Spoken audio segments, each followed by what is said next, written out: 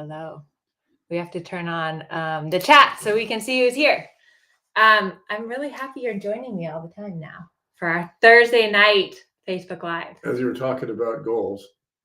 This Sunday is my goal setting webinar at 12 noon Pacific time. Are you coming? Sunday? Yeah. Noon Pacific? New Year's Day, 12 noon Pacific time. I hadn't planned really on what we were doing on New Year's Day. But what are your goals?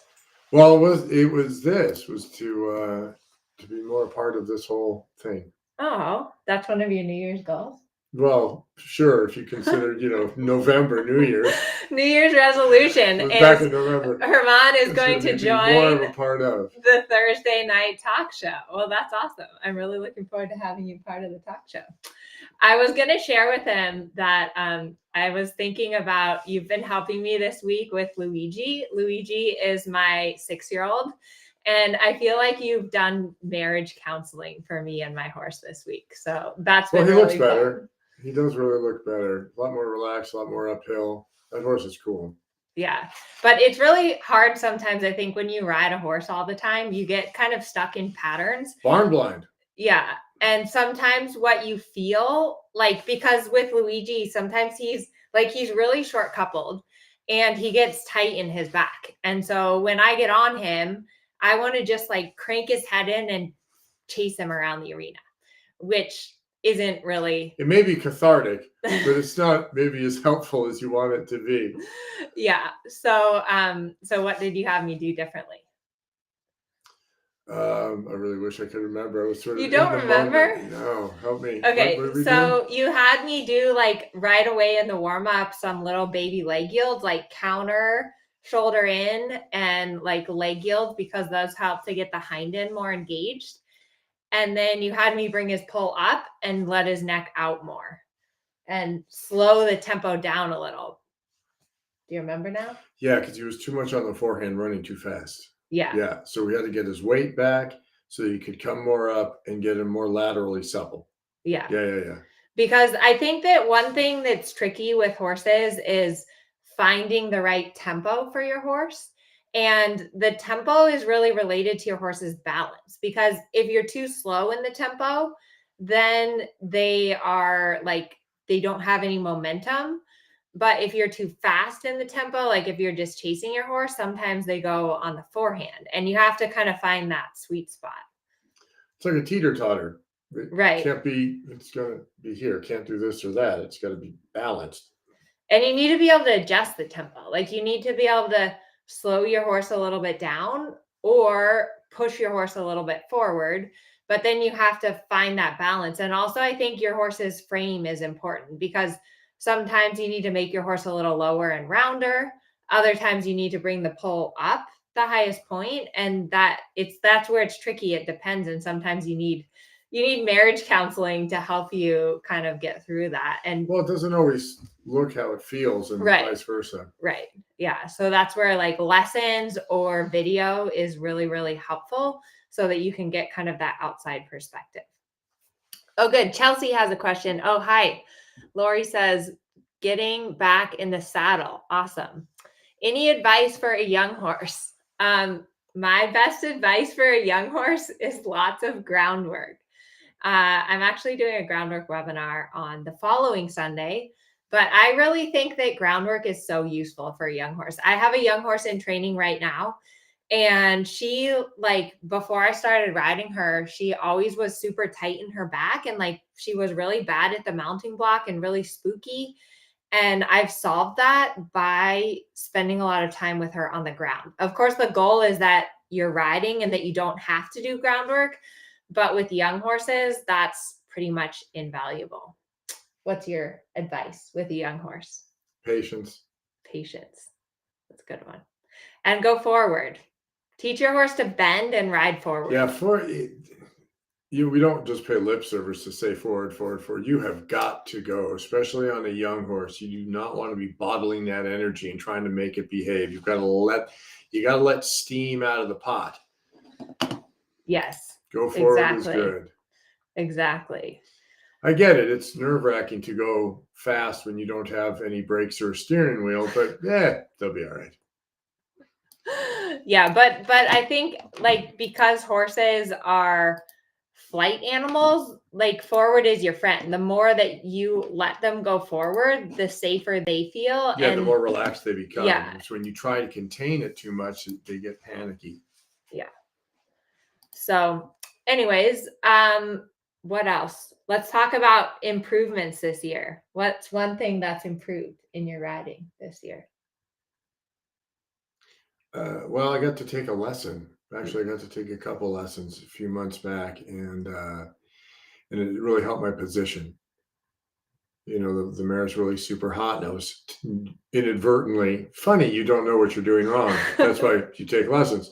And I didn't know I was taking my leg off a lot, and I had her too deep. But the too deep part, whatever, I was trying to stay safe. But the leg off was really because I know better, and I was Yeah. still doing it. So that really helped me to close my leg, and which let my hip follow the rhythm more. Yeah. And you've seen the difference in her since. Yeah. Yeah. It's always tricky with a hot horse. Keep your legs on. With a lazy horse, take your leg off. But if you don't have intervention, sometimes you end up doing the opposite. The horses are so much better at being horses than we are. They're better at training us than we are of them. So that's why I always like to have somebody watch me, because habits creep in. Yeah. Yeah, I was thinking back, and I was actually watching some videos, and I think video is a really good way to kind of track your progress in your riding. And so with Harvey, I have kind of a like chronology of all my lessons that I've taken with Yohanneman. And looking back a year ago, like the difference in his passage is really amazing. Like it's come so far in this year. And a lot of that is training, but also strength. And I think that it takes a long time for horses to develop the strength to really do the upper level movements. And sometimes we forget that it's both things. It's training, but it's also just time and consistency that it takes to make that progress. And sometimes like looking at things day by day, you don't see the progress. But when you look back a year or 2 years, then that's when you can really see the progress. Yeah, I can't look at my changes from day to day. I'd be suicidal. You got to look at it in blocks of time. Oh, here's a good question from Allie. So she says, Luca, my Palomino, tends to curl down. He's a quarter horse. Is going forward my best amigo? All right. So generally, quarter horses are built a little downhill. That's just kind of the deal with them.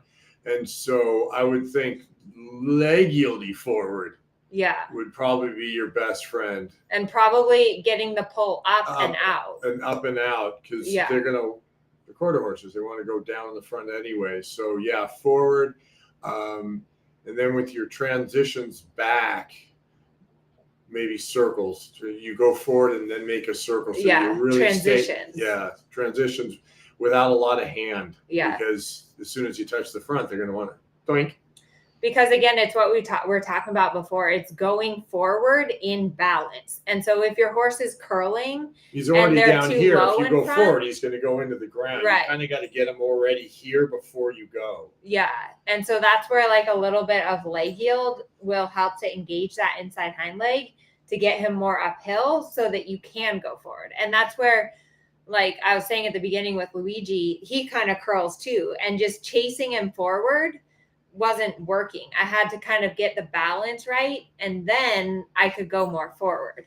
But I think that's a hard thing. And I was thinking about like for my monthly program Strides in February, we're talking about wellness and health for your horses. And one thing that's really important as a rider is that you figure out how to balance your horse. And the more that you're able to keep your horse in balance, the longer they'll stay sound. When you ride your horse out of balance, that can cause injury. So, right, because then they're compensating, and that's never any good. Okay, so everyone here, all of us collectively, we're going to do my rider assessment quiz. And I think it's going to be fun. Okay. It's going to be a good lead in to the goal setting webinar. Right. So it's going to get you guys thinking about your goals. And I've been reading all these like statistics on goal setting. The statistics, if you set goals and if you write them down, your chances of reaching them or at least making progress towards them are exponentially greater. Like you would never get in your car and not have a destination. So it's really important to have some simple, actionable goals that you're working towards. My goals are all up there on the wall. And I don't share my goals. I tend to like keep them quiet, and I share them with people in my life that are important, but I don't like publicly share them. Okay, here's our rider assessment quiz. You guys are going to be typing in the chat, giving yourself a score between 1 and 10. First score is for rider position. So 1 is you have terrible rider position. 10 is you have the best rider position. In general, my riding position is correct. I maintain proper alignment from my shoulder, hip, and heel at all 3 gaits, and I'm able to stay with the motion of the horse without bouncing. What's your score? I'll do an 8. 8? I'm giving myself a 7. Okay. I think I need to sit back and look up. What do you need to improve? What the elasticity and the contact? Me or No, you? me. I need to improve that too. I thought you were talking about me. No, you. The big one is looking up. Although we've had to ride in one arena because we've had rain, and there have been 5 or 6 of us in the arena, and you've been looking up and not crashing. Yes, necessity is the mother of invention. Ride with lots of people, and you'll look up more. Okay, so we have some 5s, some 6s. Cheryl's at a 6. Donna's at a 4. Chelsea's at an 8. But rider position is a really important component of your riding. Like your horse is only as good as your rider position. And it always kind of goes back to that. Any issue that you're having with your horse can be traced back to your rider position. Okay, our next category is your mission. I have a clear plan and goals with my horses and my riding. I know my strengths and weaknesses, and I have an idea of how to work through these things. When I look back to 1 year ago, I've made progress in my riding. What are you giving yourself for your mission? Yeah, I might go with a 5 on that. I don't know that I have a clear plan or a goal. Well, I think you need to make one. Yeah, well, I think I can start the show. I think we're going to do the show, and now that I know I can survive it. Look, some people have 9. I'm going to give myself an 8. I feel like I have a pretty clear mission. Okay, some 4s and 5s. So we can all get. I'm not alone. Next year, it's the beginning of a new year. So we're going to have a better mission for the year ahead. Okay, learning. I have good teachers and mentors that I can ask for help and guidance from with my horse. If I run into a problem, I have resources to help me and my horse understand. I feel like I'm making progress. It can be slow, and that me and my horse understand the training. How's your learning? Oh, by that criteria, I'm at a 10. I have all of those things. You're at a 10. You don't get lessons nearly enough. Well, you're around. You never asked me to help you. Let's not do this. We don't need marriage counseling. Not right now. Okay. But I can ask for guidance, and I know where to go. Yeah. But if I think, have a problem. Yeah, but I think it's like you said, like look at how much you got when you had those lessons with Albrecht. Like it's something that you should probably do more consistently. Because otherwise if you don't get help from someone. You win. I'm going down on an 8. I don't get enough lessons. Yeah. You have to commit to your education. And it doesn't have to be lessons. But I have good teachers. Like, what about video? When was the last time you were videoed and you watched a video of yourself? Those lessons, actually. Yeah. So video, like, because we're such visual learners, videos are a really great way if you don't have a teacher that you can rely on all the time. Take a video of yourself, watch it, compare it to, I have all those things. Maybe I don't get to make use of them a lot. Okay. So make use of your learning opportunities. Yeah. All right. So we'll not be at a 10 then. We'll be lower. You could watch my YouTube videos. I could. Don't I watch them? Okay. Health. Your next category is health. I take care of my own health and fitness. I'm fit and healthy and take care of my physical and emotional health. so that I feel energetic and strong every day. I eat well, sleep well, and exercise so that I can ride and take care of my horse. I'm at 7. I could probably slow 7. down on the sugar. You've been doing good though. We've been going to the gym pretty consistently. And I'm not eating chocolate every night anymore. Yeah, it's hard. It's hard with the holidays. We've had like everyone lots gave of us chocolate gifts. yes. I've done my fair share of eating. Yes, chocolate gifts. So we're going to. Oh, here it says I take better care of my horses than me. Right? Yes. Right? Yes, of course. Yeah. We all do. But it's important, your own health and fitness is a big part of it. And, it's important that even if you ride, that can't be your only form of exercise. You really need to be doing something else to help with your riding. Like even for me, for both of us, we ride a lot of horses, but you need to stretch. You need to focus on your symmetry. You need to do some cardiovascular exercise. And then, of course, like we all know, eat healthy, get enough sleep. All of that matters. Okay, next category, if my thing will scroll down, is friends.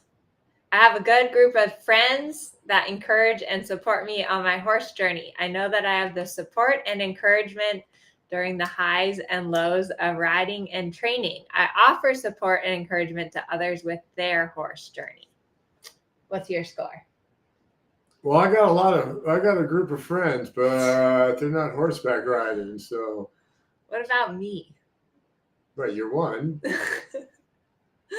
I feel very supported in my horse journey because I have you, I have my mother, I have everyone online. I think our online community is pretty special, and just how supportive and encouraging everyone is in the online community is really amazing. Like this week, someone in Amelia's Dressage Club on Facebook, they posted that they had lost their horse in like a tragic accident, and there was just so much support for her. And it was nice to see, because I think it's a hard sport. There's a lot of ups and downs, and sometimes you need that encouragement from someone that understands horses. Yeah, it is great. Because we both do the horse thing, like on Christmas Day. We just got to do the horse thing, and we didn't have to explain or defend, or it was just like we just went to the barn because that's what we do. So that is really, really nice. Because I've got clients and the spouses, what do you mean you're going to the barn and ride on Christmas? We got family. And so, that makes that a lot easier. Yeah, because horses are a way of life, and it's not, it's really hard to leave or take vacation, or, it's something that you have to, like, you're a horse person. You have to do it. It has to be a big part of your life, and it's a commitment, and you need people around you to be supportive of that. Or at least understand it. Yes. Okay. Next category, scale of 1 to 10, horsepower. So 10 is you have the best horse ever in the world. 1 is maybe you need to get a better horse. So I have a horse that's suitable for me and my goals. I'm not over-mounted with a horse that is too much for my skill set, nor am I under-mounted with a horse that is not physically capable of doing what I want. I can ride the horse I have, and I can progress with this horse. Ooh, we have some 10s. Allie's at a 10. We have, good. So you guys have some really good horses. My horse is good. What are you giving your horse? Well, right now, I don't have a crystal ball. We'll see. But right now it's okay. I think we need to do some video of Frankie. Well, we should have done video of her in the beginning and what happened, you know, what it was like, what happened, and what it's like now. Yes, she was a bit of a problem horse. But yeah, I think it's important that you have a horse that's suitable for you. And that's different for everyone based on your goals.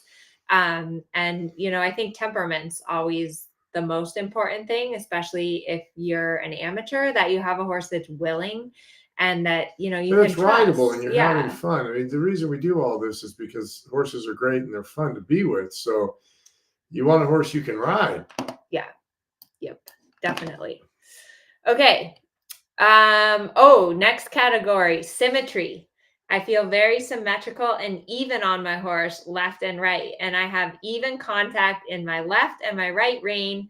And I'm equally comfortable riding a left circle as a right circle. So 1 is your super crooked, 10 is your perfectly symmetrical, left versus right. Where do you rate yourself? I'm gonna have to go, 7, 8-ish. 7, 8. Because I'd rather go left than right. I think I give myself like a 6. My left shoulder is a problem. It affects my horse's straightness and my own straightness. Yeah. Oh, let's see. Linda's a 3. Someone else is a 6. 6 or a 7. Cheryl's a 4 or 5. Symmetry and straightness is really hard because we are all crooked and so are our horses. So you put a crooked rider on top of a crooked horse. And then what happens is there's these like, I don't know, what do you call those? Like interactions of crookedness where you guys kind of compensate for your horse and your horse compensates for you. And you really, again, that's where you need intervention. You need lessons, you need video, you need someone to sit there and be like, okay, you've got to sit more to the right or bring your left shoulder back or whatever your crookedness is, because you don't realize that you're crooked. Like your body thinks you're straight, but you're not. So yeah, I had David, he's a personal trainer, and he said, all right, so have your people stand in a mirror, close their eyes, right, and look in the mirror and feel yourself straight, and then open your eyes and see where you are. I've had the benefit of martial arts forever, and so just from training, we did both sides. So you always, when you did your fighting, weren't you left-handed? Yeah, I fight left-handed because I'm right-handed. So I forced myself forever just to be left-handed because I'm right-handed to even that out. And throughout my day, I think, okay, no, I'm going to use my left hand because my right hand's my dominant hand. So I always force myself to use my left hand. Yeah. Yeah, but it's hard. And like, I think you're lucky you don't have any major injuries. Like I broke my whole left shoulder and my left arm I'm left-handed, but it affects my riding and I feel that crookedness and then it affects my horses and it's very frustrating. Okay, next category is passion. On a scale from 1 to 10, I have passion and commitment to riding and horses. People think I'm horse crazy. No matter what, I make it a priority to get to the barn and to ride my horse. There's no excuses. I make it to the barn nearly every day. What's your passion scale, honey? Yeah, I give it a 7. 7? I think I give myself a 10. Oh, look at all these 10 people. Someone gave herself a 20. 100%. Barbara's at an 11. Laura's at a 9, a 5. Yeah, I think you have to be pretty passionate. I think it's important. It's kind of one of those, when I was a kid, like my parents were very supportive.